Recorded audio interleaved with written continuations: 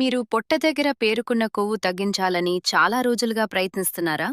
Gym, కఠినమైన diet తప్పనిసరి అనుకుంటూ ఉంటారు. కానీ నిజం ఏమిటంటే, కేవలం 15 రోజులు సరైన ఆహారం, తేలికపాటి వ్యాయామం చేస్తే పొట్ట ఉబ్బరం, గ్యాస్ సమస్యలు, కొవ్వు చాలా వరకు తగ్గుతాయి. అసలు సమస్య ఏమిటంటే, టైంకి తినకపోవడం, రాత్రిపూట ఎక్కువగా తినడం, రోజంతా కూచుని ఉండడం, నీరు తక్కువగా తాగడం, ఒత్తిడి. ఇవన్నీ కలిసి జీర్ణక్రియను నెమ్మదిగా చేస్తాయి. జీర్ణక్రియ సరిగా లేకపోతే పొట్ట చుట్టూ కొవ్వు పేరుకుపోతుంది. రోజు ఎలా మొదలుపెట్టాలి? ఉదయం లేవగానే గోరువెచ్చని నీటిని తాగాలి. బ్రేక్ఫాస్ట్ తేలికగా ఉండాలి. మధ్యాహ్నం భోజనం ప్రధానంగా తీసుకోవాలి.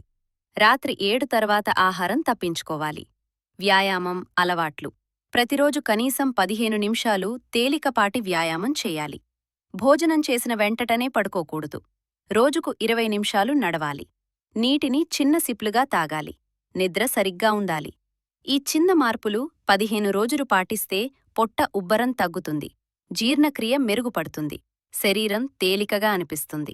మరిన్ని ఆరోగ్యానికి సంబంధించిన వీడియోలు చూడాలనుకుంటే లైక్ చేయండి, మీ స్నేహితులతో పంచుకోండి.